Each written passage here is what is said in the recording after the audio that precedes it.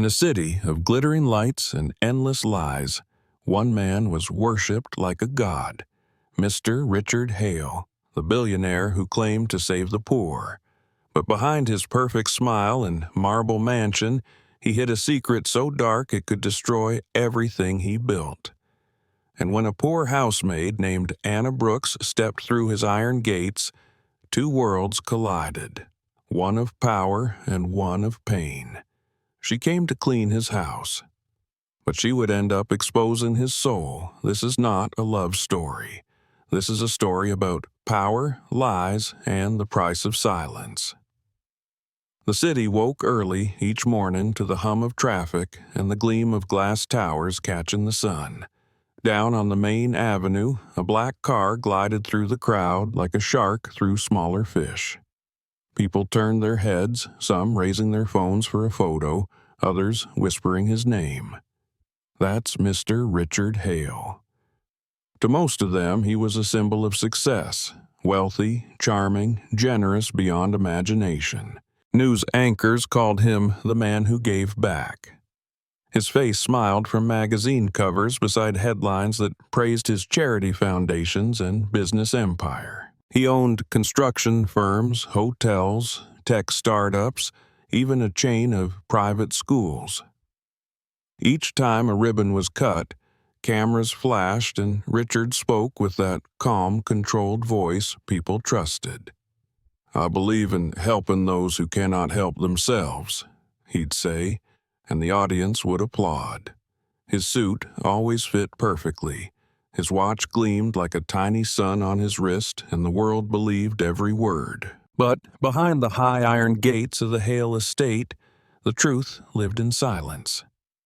The mansion sat on a hill above the city, its white walls glowing in the daylight, its gardens trimmed so precisely they looked painted. Security guards patrolled every corner. Inside, the marble floors reflected everything but emotion. Even the air smelled expensive. Cologne, polish, fresh lilies, and tall vases. No one raised their voice here unless it was Mr. Hale himself. Early one Monday morning, Richard sat in his home office, the size of a small apartment. Shelves of leather-bound books rose behind him. He was reading financial reports when his phone buzzed. "Good morning, Mr. Hale," said a polite female voice. "This is Mrs. Johnson from the agency. We found someone for the housemaid position." He leaned back in his leather chair, lips curving slightly. "Good. What's her name?" "Anna Brooks. She's 22, hard-working, quiet, and comes from a small town up north. Excellent references, sir." "Does she live alone?" "Yes, sir. No family in the city." That made him smile. "Perfect. Send her tomorrow morning at 8. When the call ended, he rose and walked to the tall window. Outside, gardeners trimmed hedges shaped like swans. His world looked flawless, obedient. He whispered to his reflection in the glass, "Everything I want, I get." He believed it. What he didn't know was that the new maid coming tomorrow carried a truth strong enough to crack the glass around his life. Across the city, Anna Brooks folded the last of her worn clothes into a canvas bag. Her apartment was barely big enough for one person. A single bulb, cracked walls, a window that rattled when buses passed. On the small wooden table sat a photo in a broken frame. Two children, smiling wide, a boy of 10, a girl of 8. Her brother Leo and sister Grace. Anna ran her fingers over their faces. "I'll take care of you," she whispered. "I promise."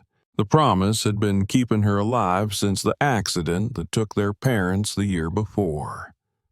While an aunt watched the children in their hometown, Anna worked any job she could find. Laundry, cleaning, cooking, sending almost every dollar home for school fees and food. The job at the Hale mansion paid more than anything she'd had before. It could mean real safety for her siblings. Still, fear pressed on her chest. Not just fear of failing, but the secret she carried in her blood.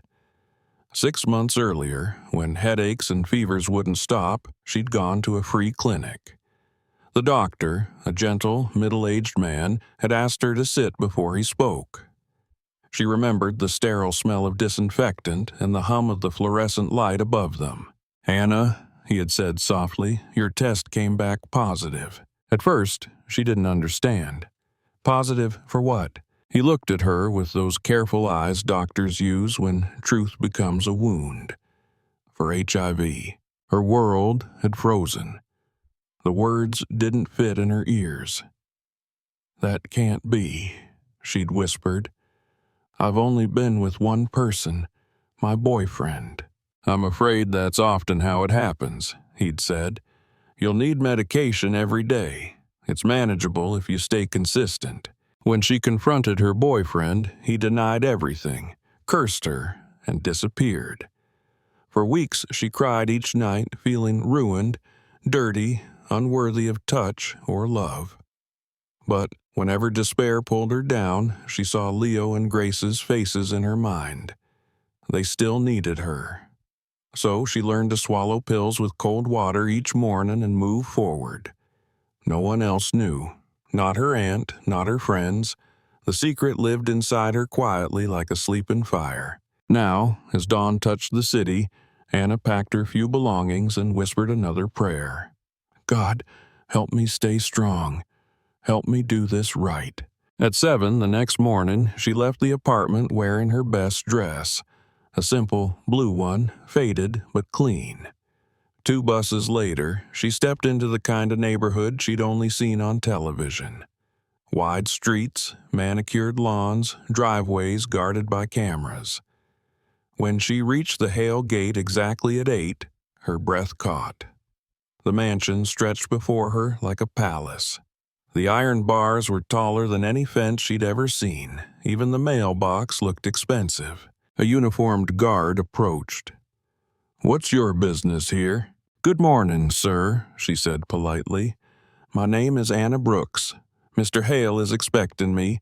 I'm the new maid." He eyed her worn shoes, hesitated, then called the house through his earpiece. "She's here," he said, listening to the reply. Finally, he pressed a button, and the gate opened with a slow mechanical sigh. "Go straight to the front door. Someone will meet you." "Thank you." Anna walked up the long driveway. Flowers spilled from the garden beds in impossible colors. Violet, scarlet, gold. A fountain in the center sent arcs of water glittering in the sunlight. The air smelled of roses and wealth. For a moment, she felt as if she'd entered another world, a world that didn't have room for people like her. Beauty, yet no warmth. Before she could knock, the heavy door opened. A woman in a black and white uniform stood there, about 50, her expression calm but drained. "You must be Anna," the woman said. "Yes, ma'am. I'm Mrs. Collins, the housekeeper. Been here 15 years. You'll report to me." Her tone wasn't unkind, just stripped of hope. "Come in." Anna stepped into a hallway wide enough to be a ballroom. The floor shone like a mirror. Paintings hung in gold frames. A grand staircase curved upward like a question mark leading to another life. "Don't touch anything unless you're cleaning it," Mrs. Collins warned. "And when you clean, be careful. Break something here and it could cost you a year's wages." "Yes, ma'am." They walked through the mansion. Kitchen, dining hall, sitting rooms with cream-colored furniture that no one seemed to use. At last, Mrs. Collins stopped at a tall wooden door and knocked twice. A deep voice answered, "Come in." She opened the door. "Mr. Hale, the new maid is here." "Excellent. Send her in." Anna stepped inside, heart pounding. The office smelled of polished wood and expensive whiskey. Behind a desk, large enough to command respect, sat Mr. Richard Hale himself. He was taller than she expected, early 40s, fit, his dark hair perfectly cut. His white shirt looked freshly pressed by someone else's hands. He smiled, revealing flawless teeth, but his eyes were a colder color than steel. "Anna Brooks," he said, rising and circling the desk. "Welcome to my home." "Thank you, sir. I'm grateful for this opportunity. Look at me when you speak." She lifted her eyes quickly. "That's better," he said, studying her face. "How old are you?" 22, sir." "Married?" "No, sir." "Boyfriend?" The question made her stomach tighten. "No, sir." "Good." He smiled again, the smile people use when they know you have no escape. "I don't like drama in my household. Your duties are simple. Clean, cook, wash, and whatever else is required. Mrs. Collins will train you. You'll work from 5 in the morning until 9 at night, 6 days a week. Sundays are free. Pay is $200 a month. Payment at month's end if your work is good. Understood?" "Yes, sir." He stepped closer until she could smell his cologne. Sharp, heavy. "You're a pretty girl, Anna," he said softly. "Very pretty indeed." Her heart raced.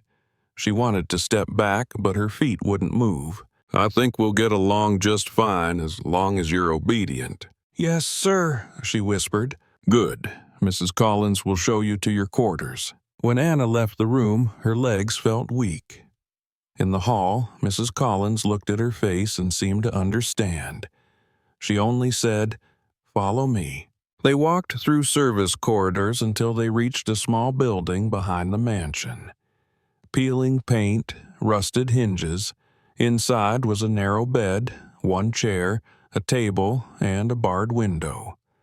"Servants' quarters," Mrs. Collins said. "It's not much, but better than the street." Anna forced a smile. "It's fine, ma'am. Thank you." As she set her bag down, she asked quietly, "Is Mr. Hale a good man to work for?" Mrs. Collins hesitated. The silence stretched until it felt heavy. Then she said, "Just do your job, keep your head down, and don't ask questions. That's how you survive in this house." Then she left. Anna sat on the bed. It creaked under her weight. The walls were gray, water-stained, the air faintly damp. She pulled out the photo of her siblings and set it on the table. Survive, she thought. Not live, not work. Survive. She lay back and stared at the ceiling, hearing echoes of Mrs. Collins' warning and Mr. Hale's smooth voice overlapping in her mind. She whispered to herself, "I'll be strong for them." Outside, the sun slipped lower, painting gold on the mansion's windows. Somewhere inside, Richard Hale poured another glass of whiskey and watched the reflection of his empire in the liquid. He saw perfection. Anna saw a cage. The next morning, before dawn, the mansion was already awake. The hum of vacuum cleaners, the clink of dishes, the distant sound of sprinklers outside. Anna rose at 5, her body still sore from the long bus ride the day before. She washed quickly, tied her hair back, and reported to the kitchen. Mrs. Collins handed her a stack of towels. First task, wipe down the marble staircase, then polish the railings. Mr. Hale notices everything. "Yes, ma'am." Hours passed in a rhythm of silence and orders. Dusting, scrubbing, folding. By midday, her hands stung from cleaning fluid. When she prepared breakfast for Mr. Hale, scrambled eggs with cheese, toast, buttered on one side only, orange juice without pulp, she repeated every step exactly as Mrs. Collins had shown her. "He likes precision," the older woman murmured. "Don't give him a reason to speak." But he spoke anyway. Every morning, his footsteps echoed through the hall like a metronome. "Good morning, Anna," he'd say with a smile that never touched his eyes. "You slept well?" She'd nod. "Good. Keep it that way. I value obedience." He said it as if obedience were a gift he gave her. That night, when she finally collapsed on her bed, she stared at the barred window again. The moonlight drew thin lines across her face. Somewhere beyond those bars were 2 children waiting for her letters. She whispered a prayer neither of them would ever hear. Days turned into a week. Anna learned the unspoken rules of the house. Never enter the master's study without permission. Never speak to Mrs. Hale unless spoken to. Never make eye contact with Mr. Hale longer than necessary. She followed them all. Still, his presence pressed on her like a shadow that never left. One afternoon, while she and Mrs. Collins washed dishes, the older woman broke the silence. "You're a hard worker," she said quietly. "Thank you, ma'am, but hard work won't always save you here." Mrs. Collins's voice dropped. "Be careful, Anna. Very careful." Anna frowned. "Careful of what?" Mrs. Collins looked toward the door before whispering. "Of him. Mr. Hale isn't the man people think he is." Before Anna could ask more, footsteps echoed in the hallway. Mrs. Collins straightened instantly, her face blank again. Richard Hale entered, dressed in a gray suit, ready for work. "Good morning, ladies." "Good morning, sir," they answered in unison, but his gaze landed only on Anna. "Anna, come to my office before I leave. I have instructions for you." "Yes, sir." Her throat felt dry. As she followed him down the corridor, the sound of her own heartbeat drowned out her footsteps. Inside the office, he closed the door gently behind them. The click of the lock was soft but final. "Sit," he said, pointing to the chair before his desk. She obeyed. He didn't sit opposite her. Instead, he perched on the edge of his desk, close enough that she could see the faint lines at the corners of his mouth. "You've been here almost a week," he said. "How do you like it?" "It's good, sir. Thank you for giving me the job. The others treat you well?" "Yes, sir." He nodded slowly. "I'm a generous man, Anna. When people work hard for me, I reward them." "I'll continue to work hard, sir. I'm sure you will." He rested a hand on her shoulder. "You're a beautiful girl. Has anyone ever told you that?" She froze. "Thank you, sir," she murmured, eyes fixed on the floor.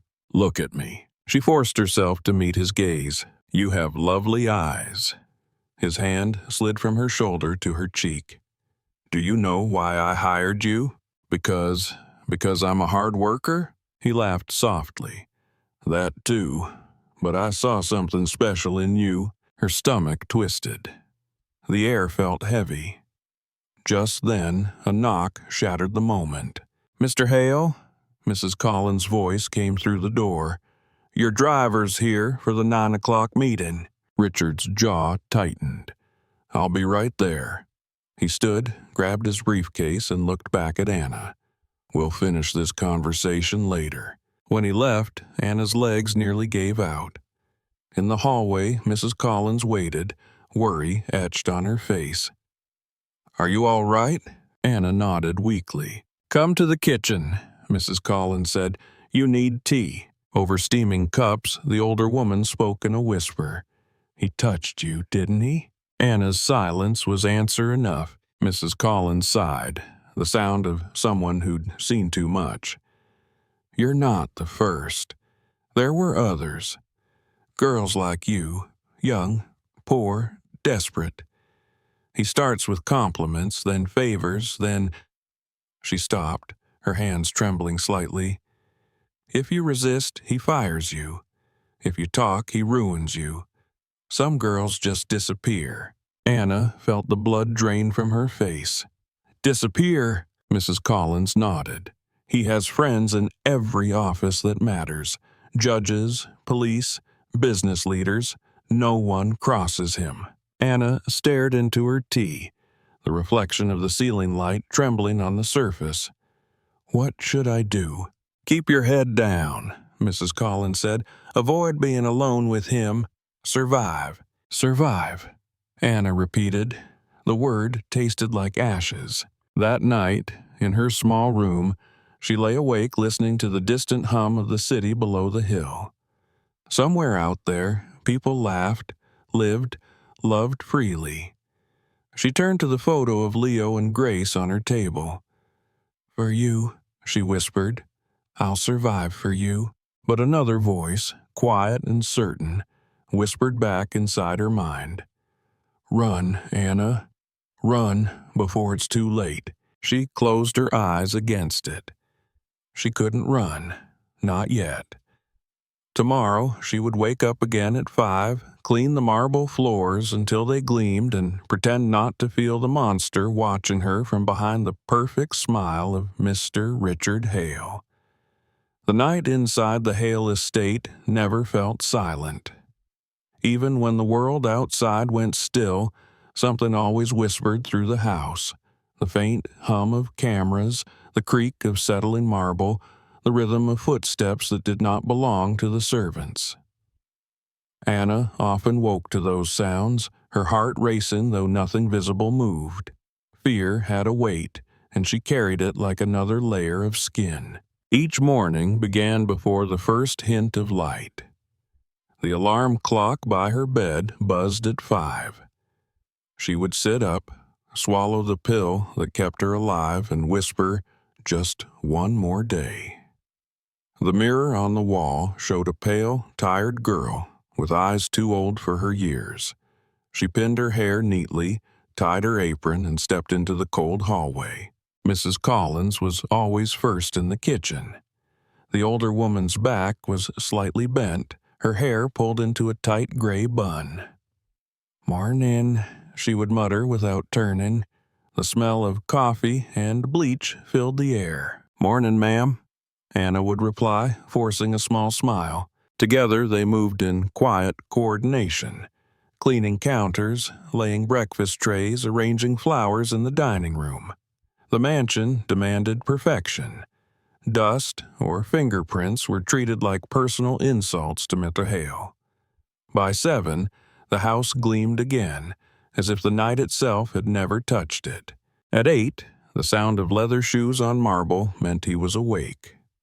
Richard Hale always descended the staircase slowly, enjoying the way sound announced him. His voice followed next. "Good morning, everyone." The servants lined up silently. He inspected the room as if each of them were part of the decor. When his eyes reached Anna, they lingered half a second longer than proper. "Anna," he said one morning, "my coffee was cold yesterday." "I'm sorry, sir. I'll make sure it's hot today." "Good. I like my mornings predictable." Then came the smile. That same public smile she had seen on magazine covers, now sharpened into something private and dangerous. Weeks passed. The mansion's routine became mechanical. Anna's days blurred into the same sequence of motions: sweep, scrub, serve, repeat. Yet the air seemed to thicken around her whenever Mr. Hale was near. Sometimes, while she dusted the library shelves, she felt his eyes following her reflection in the glass. Other times, he found excuses to call her upstairs. "Anna," he said one afternoon, "come here a moment. The curtains in my office are uneven." When she arrived, the curtains were already perfect. He stood by the window, sunlight cutting across his sharp features. "Pull them just a little to the left." She obeyed, aware of the silence between them. His gaze moved over her in a way that made her want to shrink. "That's better," he murmured. "You have an eye for detail. I like that." "Thank you, sir. Have you settled in? No problems?" "No, sir." "Good. I take care of people who stay loyal." He turned, so close she could smell his cologne. Cedar and smoke. "Loyalty matters more than anything." She nodded, unable to speak. "Go on now," he said finally, but his eyes told her she hadn't really left. That night she lay in bed, trying to push away the feeling of his gaze. Her mind wandered to Leo and Grace. She imagined them finishing homework at the small kitchen table back home, their laughter echoing through the house that used to belong to her parents.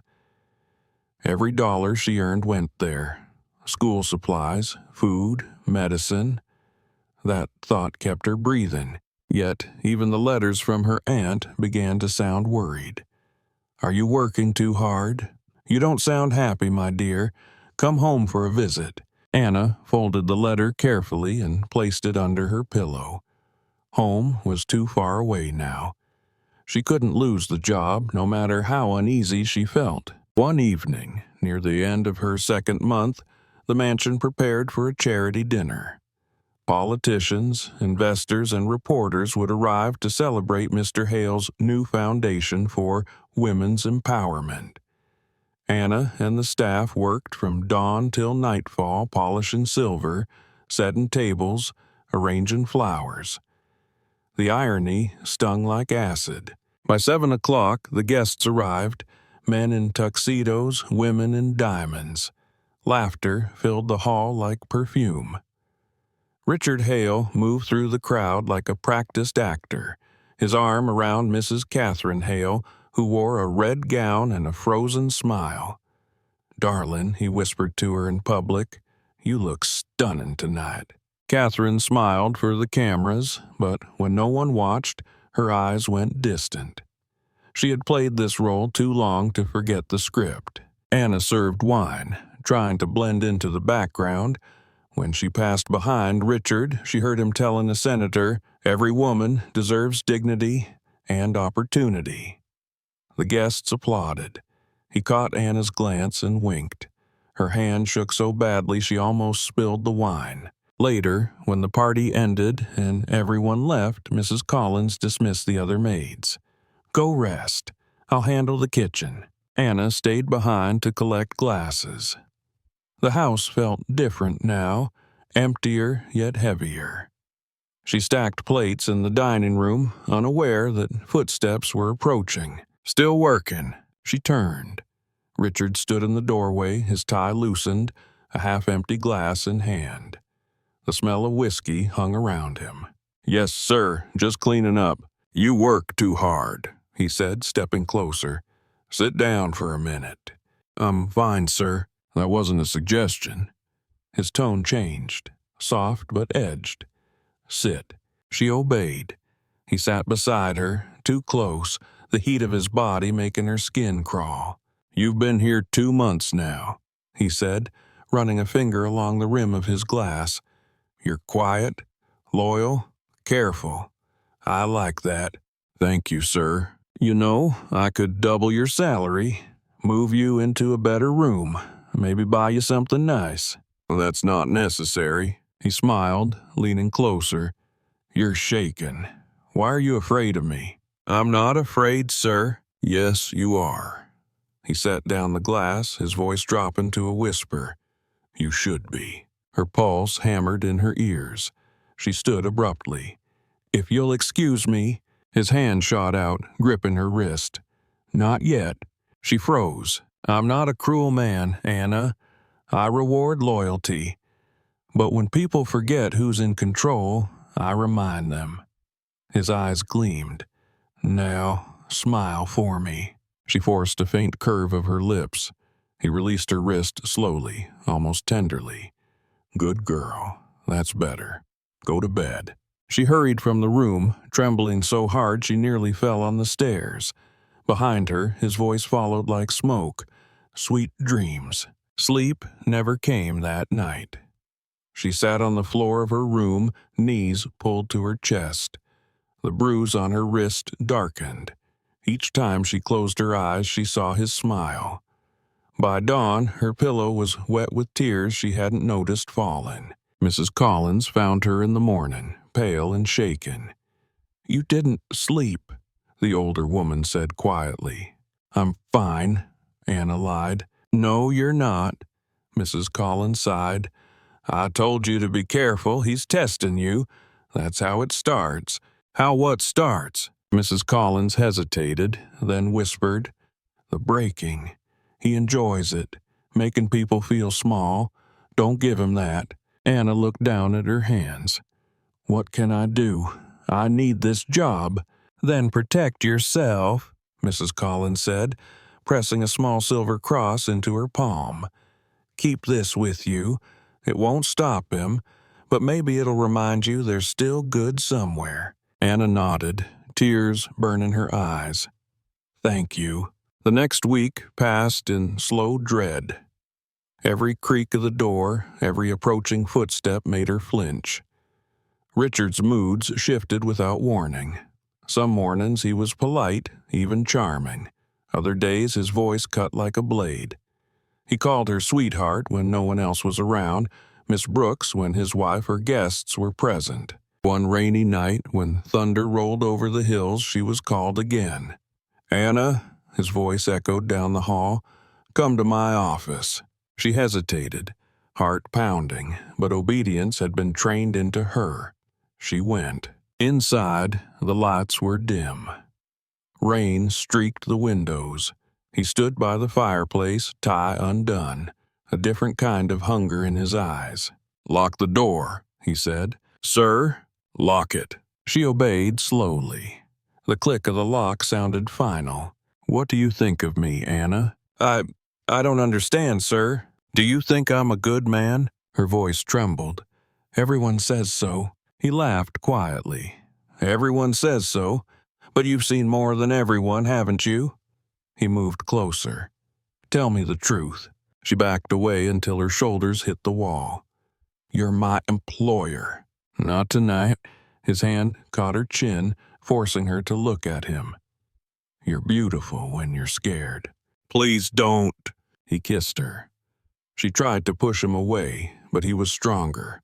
The world narrowed to the sound of rain and the smell of whiskey. When it was over, she lay on the floor, her uniform torn, her heart shattered.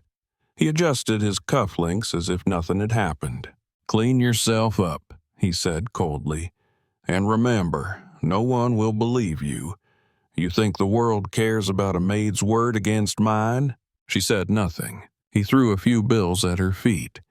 "Buy something nice." Then he left. Anna stayed there for a long time, staring at the money. Her body hurt, but the silence hurt more. She wanted to scream, but her voice felt stolen. When she finally stood, she walked back to her room through empty corridors, wiping blood from her lip. In her small sink, she washed until her skin burned. The water ran pink. For days, she moved like a ghost. Mrs. Collins noticed but said nothing. Her eyes carried the weight of understanding. The other servants looked away. In the Hale mansion, silence was currency. Everyone had learned its value. At night, Anna sat by the window, watching the lights of the city below. She thought of quitting, of leaving without a word. But then she saw the faces of Leo and Grace in her mind, hungry and waiting. She couldn't stop sending money. She couldn't stop surviving. So she stayed. The assaults continued, quiet and calculated. Sometimes he summoned her to discuss household matters. Other times he came to her quarters unannounced. Each time ended the same way, with his whisper, his money, and her silence. One evening, while dressing after another violation, she noticed her bottle of pills nearly empty. She had forgotten doses, missed days. Her hands shook as she counted. Only 2 left. She hadn't gone to the clinic in weeks. Fear rose in her throat. She sat on the floor, staring at the remaining pills, and something cold passed through her. She thought of his words. "Disease can't touch me." The arrogance in them. The belief that money and power were armor. And then, for the first time, another thought surfaced. Maybe he's wrong. The idea frightened her and freed her all at once. She didn't want revenge, not truly. She wanted him to feel what she felt, helpless, cornered, unclean in his own skin. That night, she packed a small bag. At dawn, she slipped out through the servant gate, walking until the mansion vanished behind trees. She found a cheap motel downtown, paid for a week in cash, and collapsed on the bed. The room smelled of smoke and old carpet. For 2 days she barely ate, replaying everything in her mind, the promises, the pain, the humiliation. Then she went to the free clinic. The same doctor recognized her immediately. "Anna, it's been months. You stopped your medication?" She nodded silently. "You can't do that. You risk your health and others." "I know," he sighed. "I'll renew your prescription, but you must take them daily." She looked at him, eyes hollow. "If someone hurt you," he said gently, "you can talk to the police. There are laws." "No law protects girls like me," she whispered. He had no answer. She took the pills and left. Back in her motel room, she stared at the bottle, then at her reflection in the cracked mirror. A faint, bitter smile touched her lips. "Maybe this is my weapon," she murmured. She didn't know whether she meant the pills or the truth inside her blood. But for the first time since arriving at the mansion, she felt a sliver of control. Small, dangerous, and alive. She opened the window, letting the city's night air wash over her. Somewhere down the street, a siren wailed, then faded. Anna closed her eyes. The world beyond the gate had returned, dirty, loud, real.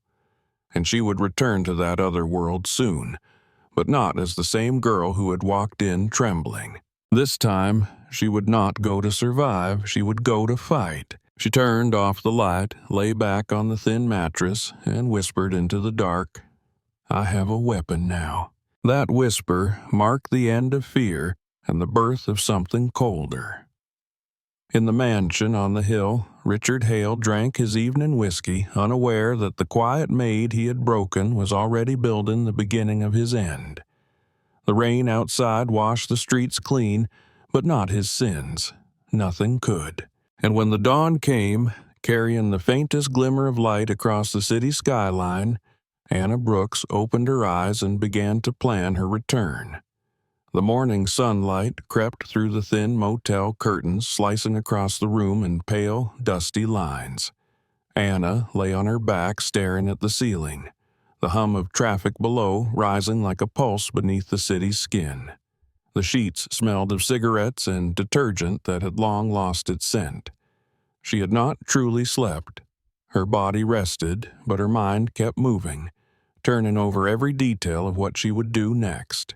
For 3 days, she had replayed his voice in her head. "No one will believe you." Each repetition sharpened her resolve. She had believed him once, not anymore. When she finally rose, her reflection in the mirror startled her. Her face was thinner, her eyes darker.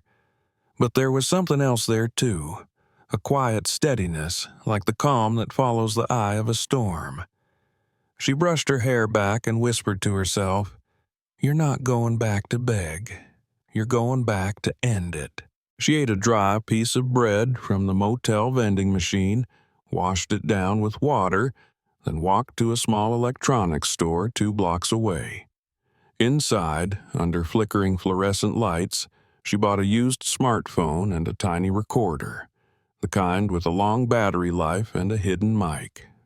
The clerk didn't ask questions. He just took her cash and wished her a good day. The world, she thought, is full of people who sell the tools of truth without ever knowing what truths they're selling. Back in her room, she practiced using the recorder, hiding it in the lining of her purse, then in the pocket of her apron. The click of the button was nearly silent. She recorded herself saying, "This is Anna Brooks, and this is my proof," then deleted it, then recorded again until her hands stopped shaking. By the time the sun began to sink, she had a plan. She would go back to the Hale mansion tomorrow, pretending remorse, pretending fear. Richard Hale believed in control. That was his weakness. He had to believe he still owned her. Only then would he let his guard down. That night, she wrote a letter to her aunt. "Tell Leo and Grace I'm fine. I'll send money soon. Don't worry if you don't hear from me for a few days." She folded the letter carefully, sealed it, and left it with the motel clerk to mail. If anything happened to her, at least her siblings would know she tried. As the city lights flickered outside, Anna whispered one final thought into the dark. Let him think I'm weak. It's the only way to win. The next morning, she returned to the gates of the Hale estate. The sky was overcast, the kind of gray that made everything look colder. The same guard stood watch. He recognized her instantly and frowned. You again, he said. Thought you quit. Please, Anna said softly, her voice trembling just enough. I made a mistake. I need my job back. I was sick, but I'm better now. I just want to work. He hesitated. Wait here. He spoke into his earpiece, listened, then turned back to her. Mrs. Collins will come. A few minutes later, the housekeeper appeared at the door. Her face, always tired, now looked shocked. Anna, what on earth are you doing here? I need to see Mr. Hale, Anna said quietly. Please. Child, you should have stayed away. You don't understand what... I understand perfectly, Anna interrupted. Please, Mrs. Collins, just one chance. The older woman studied her for a long moment, then sighed. You're walking into fire. I already burned, Anna said. Now I'm just walking through the ashes. Mrs. Collins didn't argue further. She led her through the massive doors into the familiar marble silence. Every step echoed memories she wished she could erase. When they reached the study, Mrs. Collins knocked softly. Sir, Miss Brooks is here. There was a pause, then a low, amused voice from inside. Send her in. Anna entered. Richard sat behind his desk, reading, glasses on, papers spread before him. He looked up slowly, and the corners of his mouth curled. Well, well, he said. The runaway returns. I'm sorry, sir, Anna said, lowering her gaze.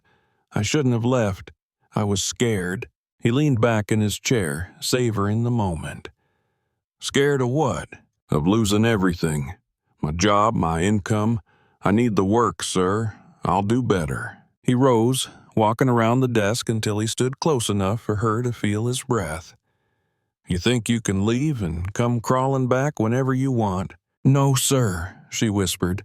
I'll be loyal this time. He watched her face for a long second, then laughed softly. You're lucky I'm a forgiven man. Yes, sir, I could have replaced you easily, but I admit, I've missed you, Anna. His voice dropped. I'll give you your job back, but from now on you'll report directly to me. Understood? Yes, sir. Good girl. He lifted her chin with a finger, studying her eyes. You look thinner. Don't tell me you've been starving without me. She forced a weak smile. Just tired, sir. Then get some rest. Mrs. Collins will prepare your room again. Yes, sir. As she turned to leave, he added, Anna. She stopped. I hope you remember how things work here. I own every secret that enters this house. Don't forget that. I won't, she said softly and walked out, her fingers brushing the small recorder hidden inside her apron pocket. Mrs. Collins led her back to the servants' quarters. The older woman's eyes glistened. Why did you come back? She whispered once they were alone. Anna looked at her with quiet determination. Because he can't keep doing this to people. I need proof. Mrs. Collins froze. Proof? I'm recording everything now. Every word, every touch. One day he'll hang himself with his own voice. Mrs. Collins pressed a trembling hand to her chest. You'll get yourself killed. I'll get justice. Justice doesn't exist in this house. Then I'll make it exist. The two women stared at each other for a long moment. One hardened by years of survival, the other reborn in defiance. Finally, Mrs. Collins turned away. God help you, child.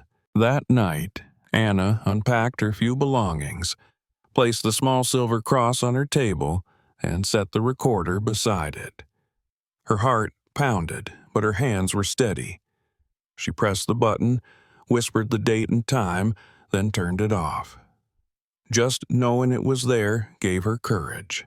The following weeks blurred into a strange performance. Anna played the part of the obedient servant perfectly.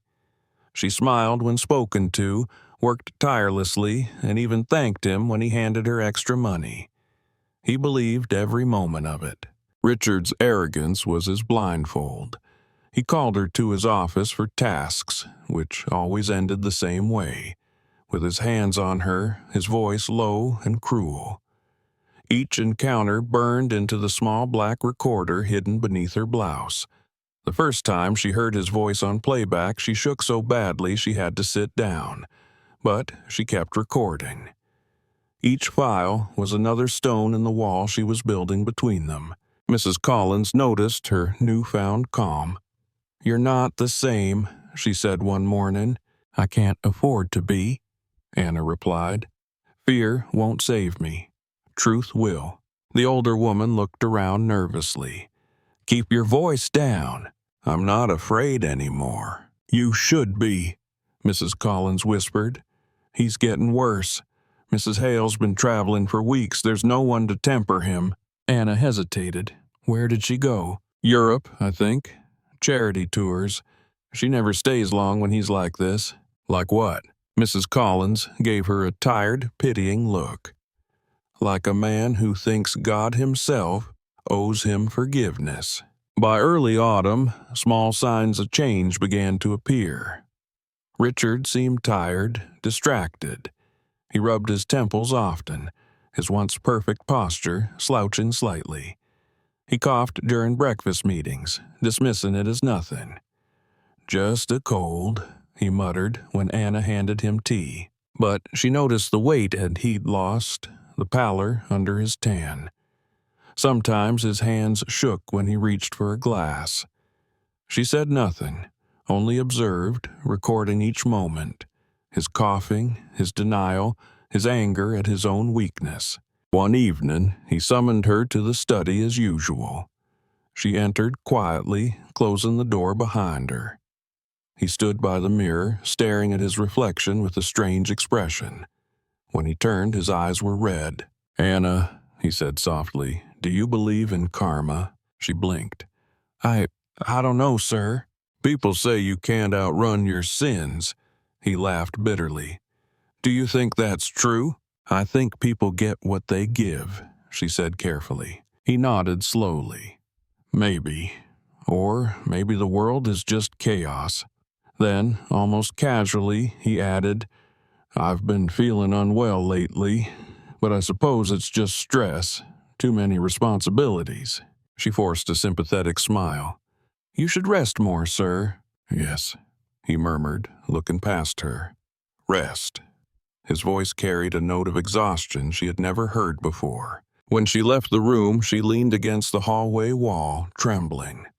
The plan was working, though she hadn't expected it to feel like this, watching him unravel not through force, but through the slow erosion of consequence. The sickness inside him was doing what no law ever could. A week later, Mrs. Hale returned. Her arrival filled the mansion with perfume and tension. She moved through the house like a ghost in designer heels, greeting staff with distant politeness. At dinner, she and Richard sat at opposite ends of the long table, barely speaking. Anna served in silence, her recorder hidden under her apron. "Richard," Catherine said finally, cutting into her food without looking up, "you look terrible. Are you ill?"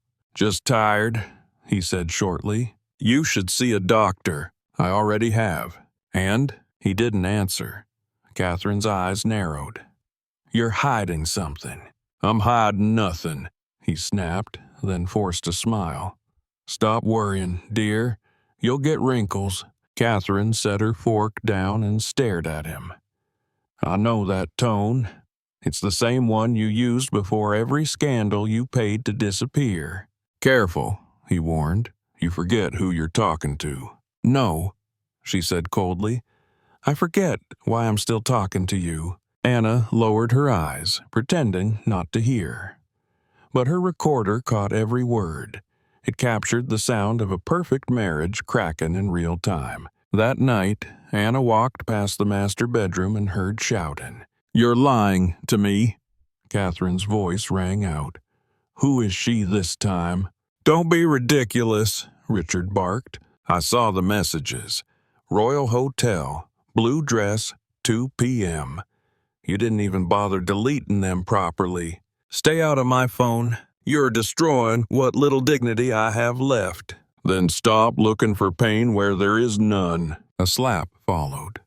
She couldn't tell whose hand made it. Then silence. Anna backed away, her heart pounding.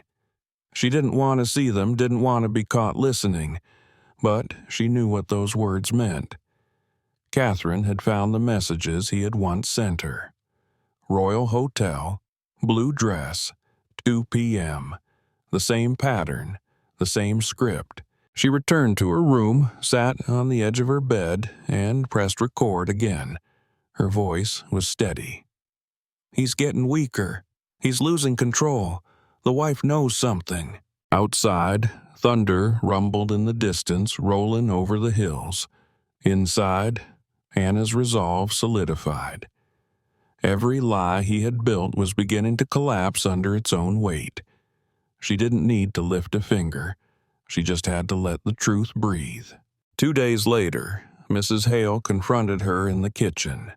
Anna froze as the elegant woman stormed in, holding her husband's phone. "You," Catherine hissed, slamming the phone on the counter. "You've been meeting my husband?" "No, ma'am," Anna said, backing away. "I haven't." "Don't lie to me." Catherine's slap came fast and hard, burning across Anna's cheek. "You think I don't know your type? Poor little orphan, playing innocent to catch a rich man's sympathy." Tears stung Anna's eyes, not from pain but from humiliation. "I never wanted him," she whispered. "Then why are there messages? Why did he pay for your hotel?" "Ask him," Anna said, trembling. Catherine raised her hand again, but Mrs. Collins burst into the room. "Enough!" she shouted. "This isn't the way." Catherine turned on her. "Stay out of this, Collins." The housekeeper stood firm. "You think she wanted this? You think any of them did?" Catherine froze, eyes widening. "Any of them?" But Mrs. Collins said nothing more. Catherine's anger wavered, replaced by confusion, then disbelief. She looked between them, lips trembling. Without another word, she turned and left the room.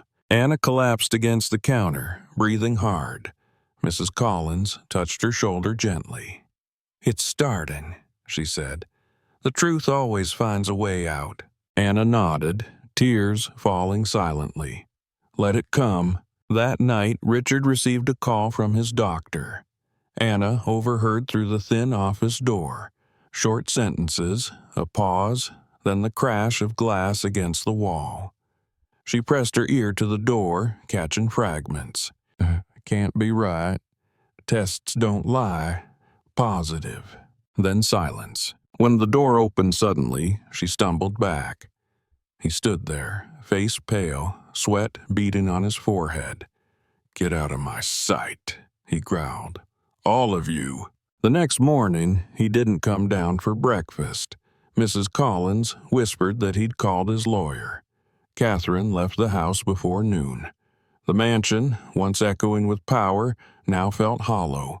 Anna sat in her room, staring at the recorder on the table. The files stored within it held his confessions, his threats, his laughter. Proof.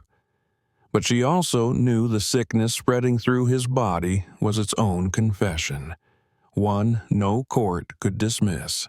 She took a deep breath and whispered to herself, "Tomorrow it ends." Outside, dawn broke, pale and quiet, over the Hale estate. The gates, once symbols of his control, now stood like bars on a prison he had built with his own hands. The Hale mansion was quieter than it had ever been. Even the fountains outside seemed to murmur more softly, as if afraid of the man pacing inside. The morning light fell across the marble floors, illuminating Richard Hale's reflection, a ghost of the man who once commanded every room he entered. His shirt hung loose on his frame, his eyes sunken. He had not slept, and the whiskey bottle on his desk told the story better than he ever could. He had spent the entire night replaying the doctor's words. "I'm sorry, Mr. Hale. The test is positive. You'll need further evaluation." The voice had been calm, professional, clinical, everything he suddenly wasn't. Now, the mighty Richard Hale stood staring at the medical envelope, his hand trembling. He tore it open again, reading the lines as if sheer disbelief could rewrite them. HIV positive. The letters blurred through the film of sweat in his eyes. He slammed his fist onto the desk, shouting to no one. "Impossible!" But the echo that came back sounded weak. When Mrs. Collins entered to bring his breakfast tray, he barked, "Get out!" The tray clattered to the floor. The old woman left silently, but outside the door she crossed herself.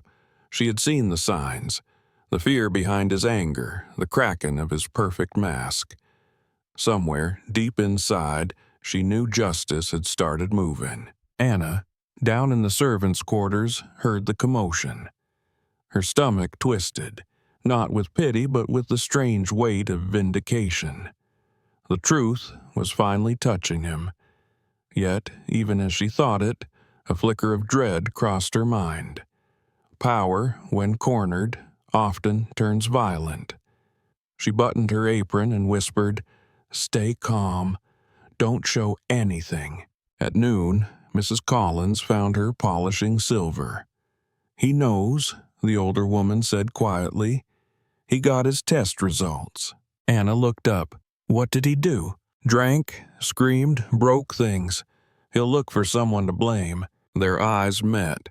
Both knew who that someone would be. By evening, the storm came, literally and otherwise. Rain pounded the roof while thunder rolled over the hills. Richard called her name from the top of the staircase. "Anna!" His voice was hoarse, furious. She climbed the steps slowly, forcing herself to breathe evenly. He stood in the hallway, disheveled, his tie gone, his eyes bloodshot. "Did you know?" he demanded. "Know what, sir?" "Don't play innocent." He thrust the crumpled medical report toward her. "You gave this to me." Her hands shook. "I don't understand." "You infected me. You filthy—" The word that followed cut through her like glass. Anna's face went pale. "I didn't—" He grabbed her wrist, squeezing until she cried out. "You did this on purpose. You wanted revenge." "Let me go.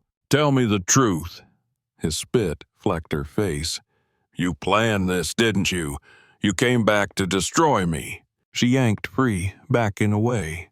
"You destroyed yourself," she whispered. "What?" "You did this to yourself. All the money, all the lies, and still you think you're untouchable." For a moment he looked stunned. Then rage took over. "You'll regret this," he said through clenched teeth. "I'll ruin you. You'll rot in prison before anyone believes your lies." He stormed out, slamming the door so hard the chandelier trembled. The next morning, police cars arrived at the estate. Their blue lights flickered against the white walls, turning the mansion into a stage of chaos. Richard watched from the balcony, his lawyer beside him. "Charge her," he said coldly. "Intentional infection. I want her locked up." "But, sir—" "Do it." Downstairs, 2 officers approached Anna as she was washing dishes. "Anna Brooks?" one asked. She nodded, heart pounding. "You're under arrest for deliberate transmission of a communicable disease. You have the right to remain silent." The world tilted. Mrs. Collins shouted, "This is madness. She's the victim." But her voice drowned beneath the echo of handcuffs. As they led Anna through the rain to the waiting car, she caught Richard's eyes on the balcony.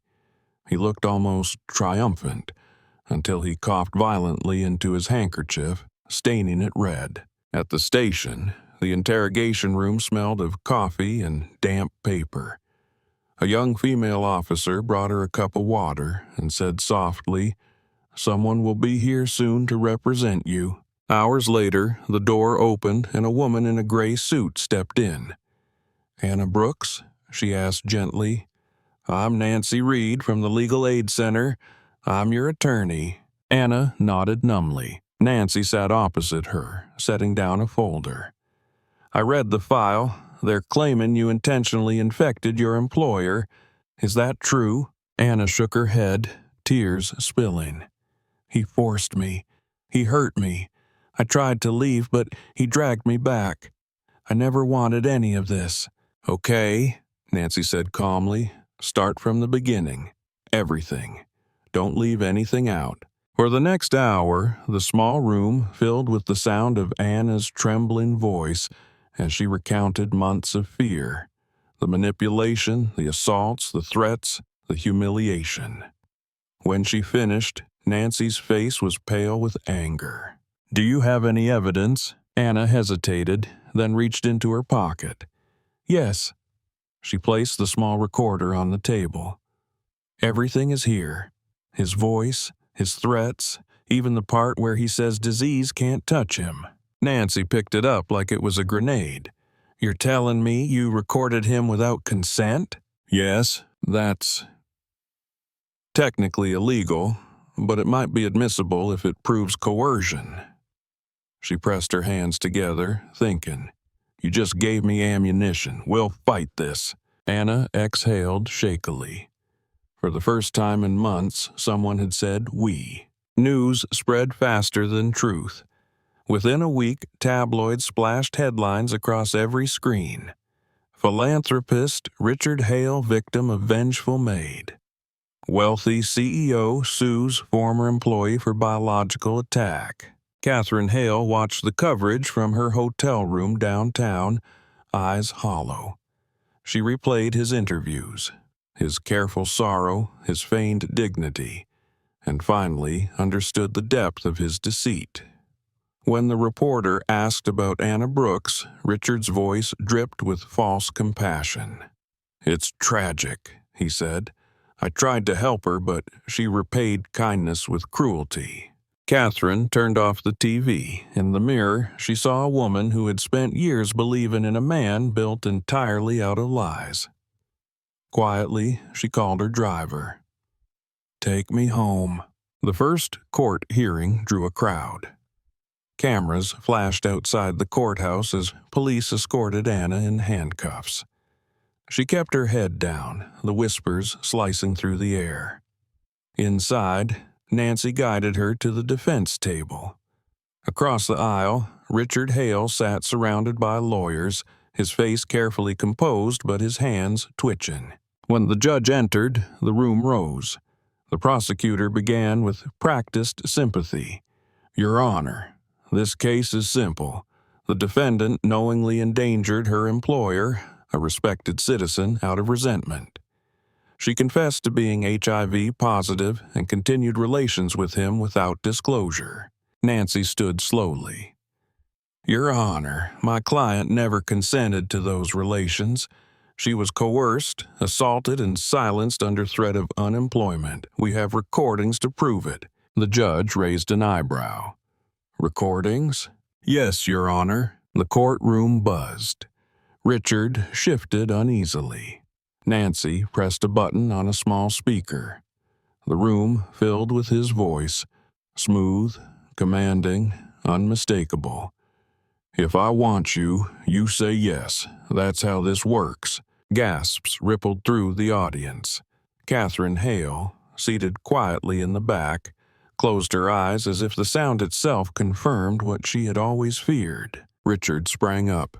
"This is entrapment. That recording is illegal." The judge banged his gavel. "Sit down, Mr. Hale." Nancy's voice remained steady. "Your Honor, this demonstrates a pattern of coercion. The prosecution's claim of consent collapses in light of this evidence." The hearing adjourned with murmurs echoing down the hallways. Outside, reporters shouted questions. Nancy shielded Anna as they walked to the car. "Don't talk to anyone," she said. "The only story that matters is the one told under oath." Over the next weeks, the case deepened. Nancy uncovered 3 more women, former employees who had signed non-disclosure agreements years earlier. One had fled to another state, another worked abroad, the third refused to speak but sent a handwritten letter describing identical abuse. The puzzle completed itself piece by piece. Meanwhile, Richard's health worsened. The cough returned, his weight dropped, his suits hung on him like costumes from a life he no longer owned. Still, he appeared on television, preaching his innocence. "I'm the real victim here," he told a journalist, but even the camera caught the tremor in his hands. Catherine watched silently. When reporters approached her, she said only, "No comment." But she started sending documents to Nancy's office, financial statements, private emails, appointment logs, anonymous but decisive. Each envelope arrived without a return address tied with a red ribbon. Nancy understood who they came from. The trial proper began in late winter. The courthouse steps were packed with onlookers, activists, and journalists. Inside, tension hung heavy as the prosecution presented its version, the benevolent millionaire seduced by a manipulative maid. But, one by one, Nancy dismantled it. The recordings, the witness statements, the medical inconsistencies, each fact stripped away the myth of Richard Hale. On the 4th day, Nancy called him to the stand. He walked slowly, using the rail for balance. His confidence flickered like a dying flame. "Mr. Hale," Nancy began, "is it true you employed Ms. Brooks at your residence?"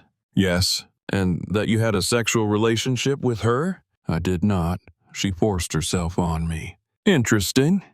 Nancy pressed a button, playing another recording. "You work for me. You do as I say. Don't make me angry, Anna." The courtroom erupted. The judge called for order. Nancy stepped closer. "Still think she forced herself on you?" Richard's jaw clenched. "Those are lies. They're your words." He glared at her, sweat glistening on his forehead. "You have no idea who you're dealing with." "On the contrary," she said softly, "I know exactly who I'm dealing with. A man who mistook fear for consent and silence for loyalty." When she returned to her table, Anna's hands trembled under the desk. Nancy leaned over and whispered, "We're winning." Outside the courthouse that evening, protesters held signs. "Justice for Anna Brooks." Others simply read, "Believe her." For every person who doubted her, 10 more began to see through the glittering facade of Richard Hale. The empire he built on image was collapsing, brick by brick. Inside his mansion, empty now except for Mrs. Collins, dust gathered on the silver frames of his photographs. The servants had left, the charity partners had withdrawn, and the banks had frozen his accounts. Mrs. Collins walked through the echoing halls one last time, whispering, "The house remembers everything, even the lies." Then she locked the door and left the keys on the marble counter. 2 weeks later, the final verdict day arrived. The courtroom overflowed. The judge's voice cut through the murmurs. "The jury finds the defendant, Anna Brooks, not guilty on all charges." A collective exhale filled the room. Nancy gripped Anna's hand. "It's over." But it wasn't over for Richard Hale. The judge continued.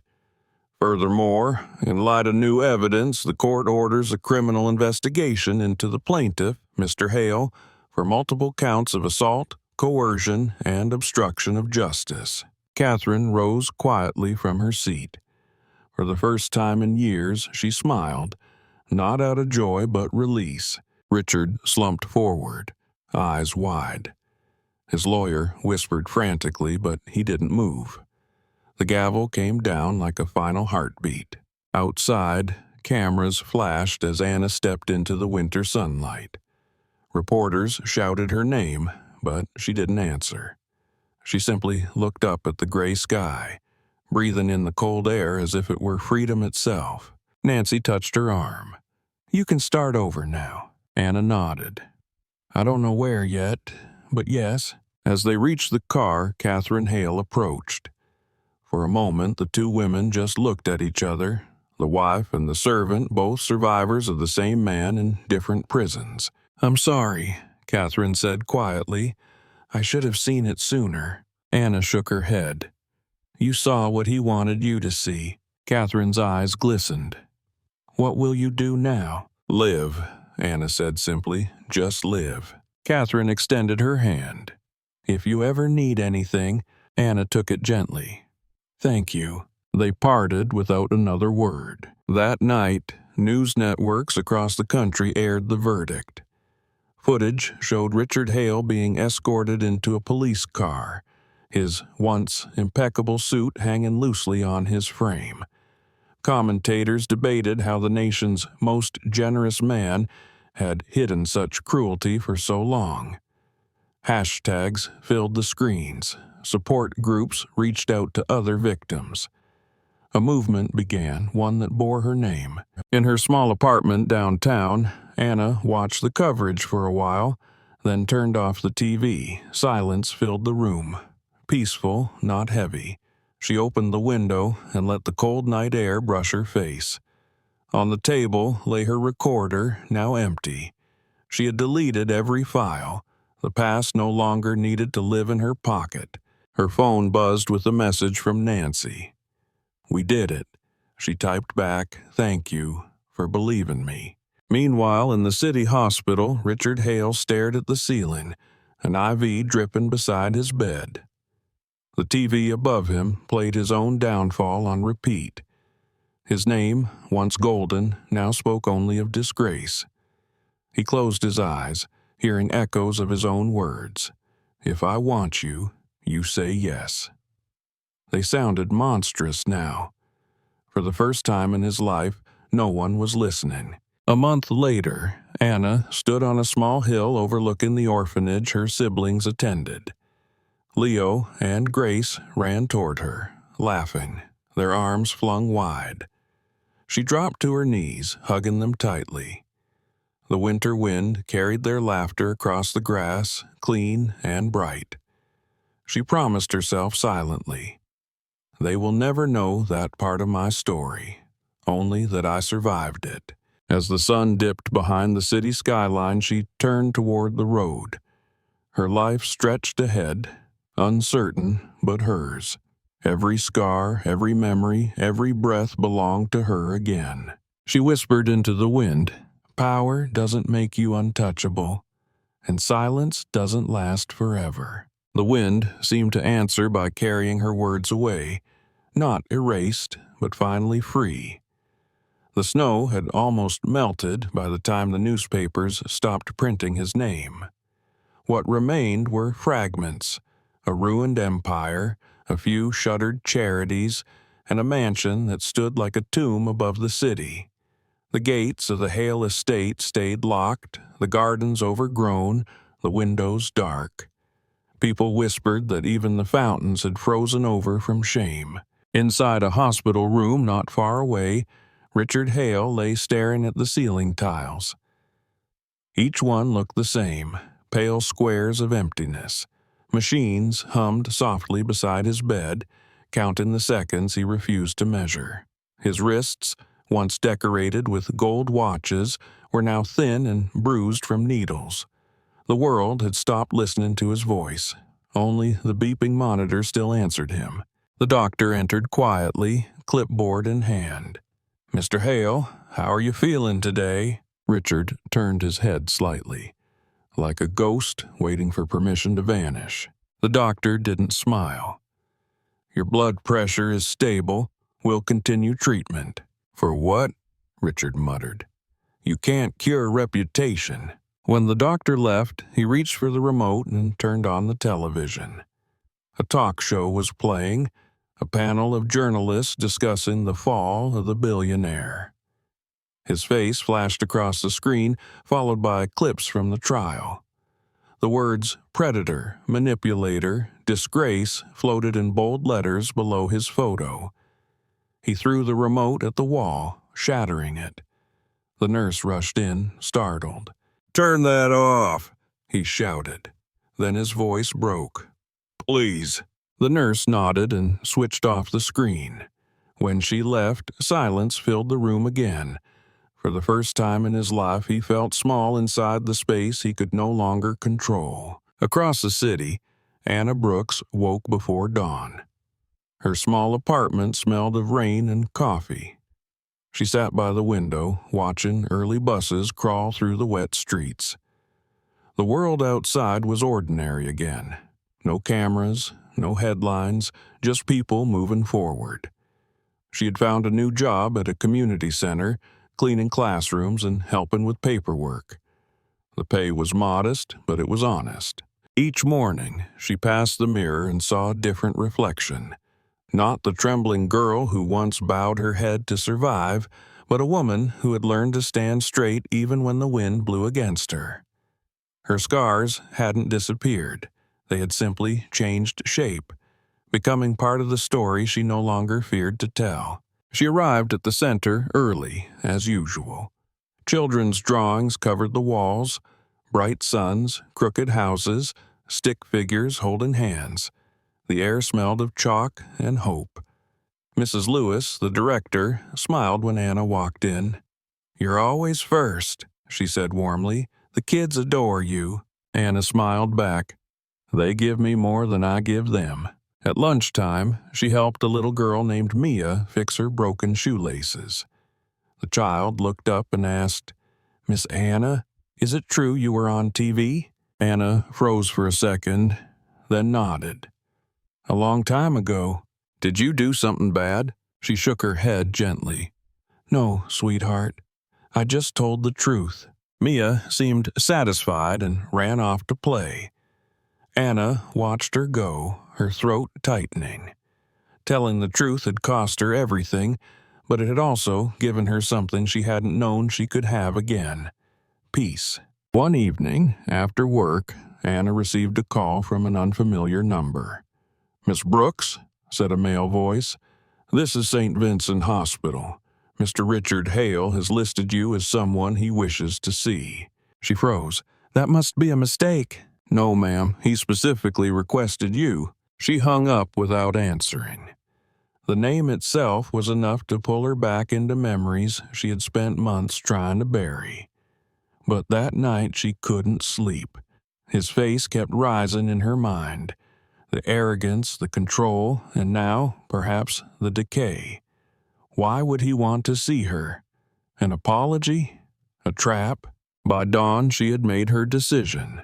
Sometimes closure isn't given. It has to be taken. The hospital corridor smelled of antiseptic and loneliness. Anna walked slowly, her shoes squeaking on the linoleum. Nurses passed her without a glance.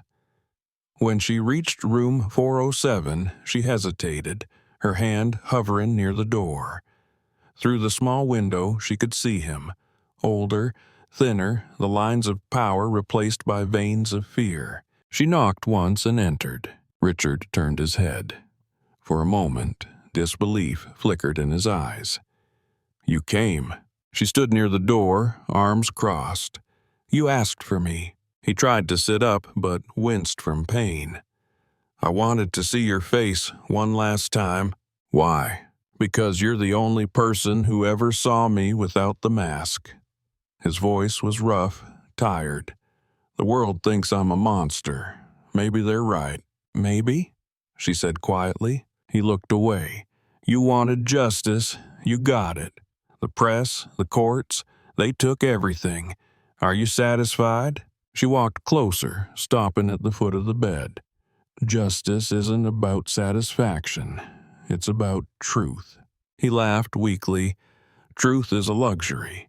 People only care about the version that entertains them." "No," she said.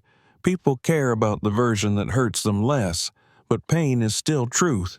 You taught me that." Silence stretched between them. Machines beeped softly. Outside the window, snow began to fall again, slow and soundless. He broke the silence first. When I heard the diagnosis, I thought it was punishment, but it was a mirror. I saw what I'd done reflected in my own body. Every life I touched with cruelty came back to live inside me. She studied him, unsure whether to believe the words or the performance behind them. Why tell me this? Because I have no one else to tell. Catherine divorced me. The foundation collapsed. Even my lawyer won't answer my calls. The only person who still exists in my story is you. That's not forgiveness, she said softly. That's loneliness. He closed his eyes, breathing hard. Maybe they're the same thing at the end. For a moment, she almost pitied him. Almost. Then she remembered the nights when she couldn't breathe, the humiliation, the fear that had settled into her bones. You took everything from me, she whispered. And you think a few words will make it even? No, he said. Nothing can make it even. He opened his eyes. But maybe it can end. She nodded slowly. Then this is the end. He looked at her one last time. Do you hate me? I used to, she said. Now I just don't think of you. That, somehow, hurt him more than hate. His lips trembled into a faint smile. Then you're free. No, she replied, turning toward the door. I was free the day I stopped needing you to say it. She left without looking back. Behind her, the monitor continued to beep in steady rhythm. By the time she reached the elevator, she realized the sound had stopped. The news reported his death 2 days later. Complications from pneumonia. The headlines were small this time, tucked between celebrity gossip and market reports. Disgraced philanthropist Richard Hale dies at 47. No memorials, no public mourning. The mansion was auctioned off to pay debts, the furniture scattered, the name forgotten except in the archives of scandal. When Anna heard, she felt no joy, no sorrow, only a strange, quiet relief, like a chapter finally closing. She went to work that day as usual, scrubbing desks and arranging crayons. Life had a way of continuing, indifferent to tragedy or triumph. At lunchtime, she stepped outside into the cold air, tilting her face to the winter sun. Mrs. Lewis joined her. You okay? Anna nodded. Yes, just thinking. About him? About everything. She smiled faintly. You know what's funny? For so long I thought my story ended with him, but now I realize it didn't even begin until he was gone. Mrs. Lewis placed a hand on her shoulder. Then write the next chapter well. That weekend, Anna took the bus to her hometown. The road wound through empty fields still dusted with snow. She leaned her head against the window, watching the world blur past. The closer she got to home, the lighter her chest felt.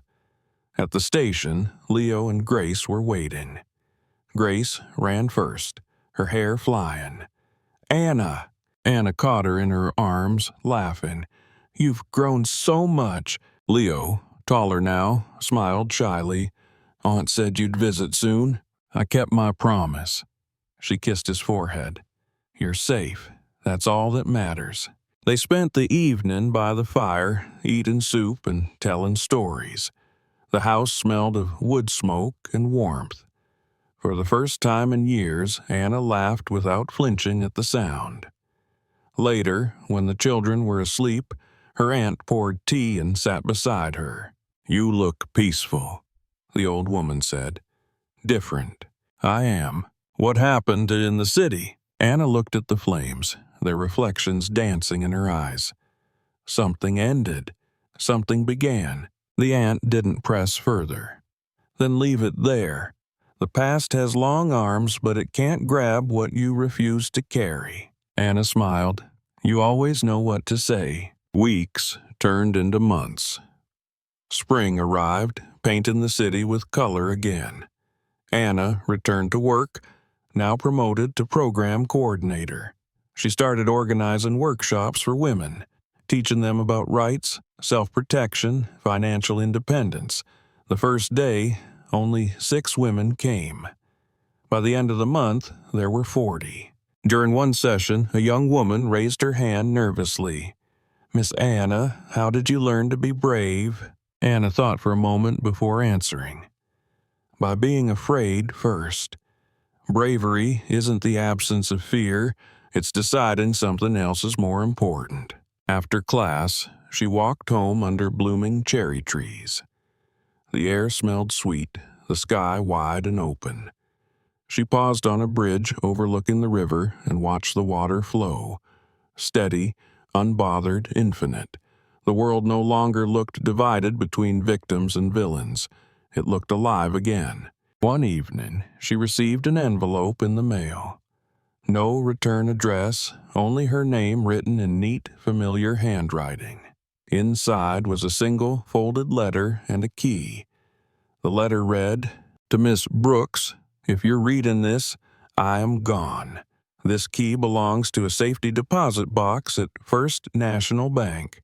Inside, you'll find a trust account, half of what remains of my estate. Consider it restitution, not redemption.